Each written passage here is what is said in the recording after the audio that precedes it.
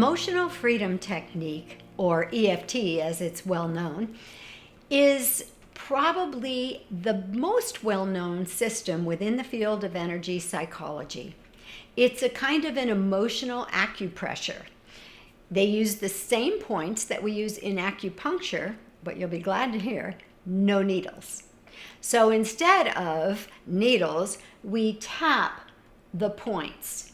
And these are points along the meridians. If you're not familiar with that word, meridians are kind of like veins in the body, only they flow energy. So in EFT, the basic procedure is that you're going to use a set group of points. So let me point those out to you. We start with top of the head, and we kind of tap all over the head. Then inner eyebrow, right here where the eyebrow meets the nose, side of the eye, and that's not on your temple. That's on the bone, on the side of the eye. Under the eye, again on the bone, under the eye. Under the nose, right here in the middle. Under the lip, right here in the middle. And then under the collarbones. If you feel under your collarbones, there's a kind of a little dent there. That's where you want to tap, right there. And then the final point is under the arm, about an inch below your armpit, right here. For the women, it's the place where your bra strap will be.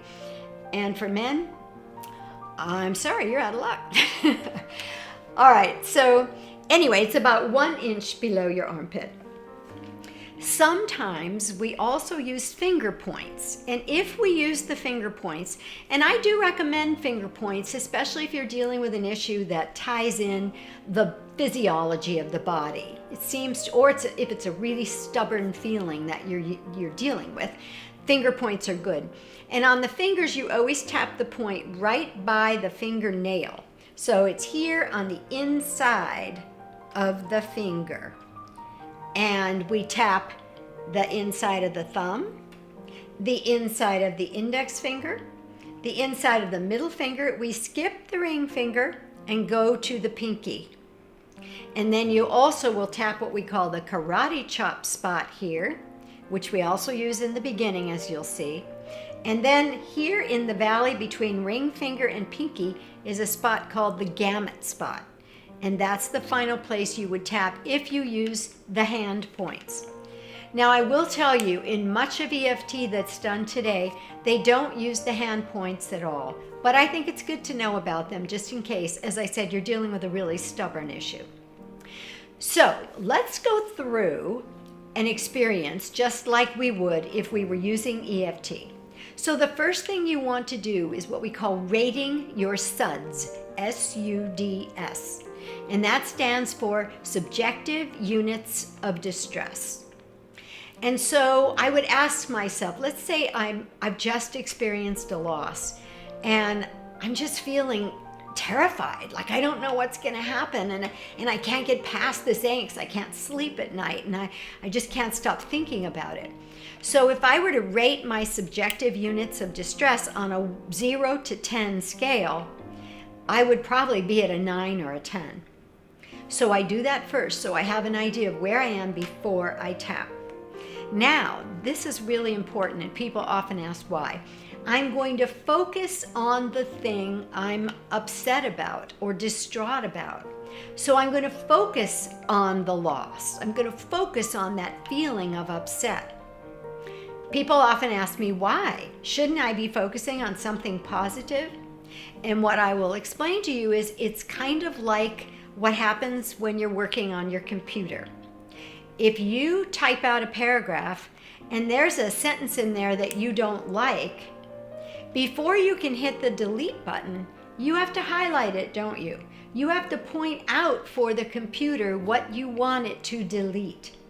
So when we focus on the issue that's upsetting us, it's like highlighting it for the brain and the subconscious mind. And then when we tap, that's like pushing the delete button. So I'm going to use the issue that I just described to you, that I'm just so upset and so distraught. So it would go something like this. And these instructions are in the book, but I wanted you to see a visual of exactly where the points are.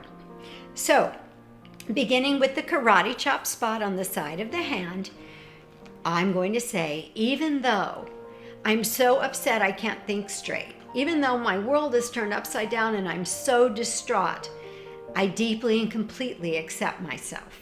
As I'm tapping right here on the side of the hand, I usually tap with about 3 fingers, be sure that I'm going to get the point. Then I shorten all of that to what we call a reminder phrase. And so I might say something like, so upset I can't think, or too distraught to think, or something like that. So I'm going to start, too distraught to think, too distraught to think.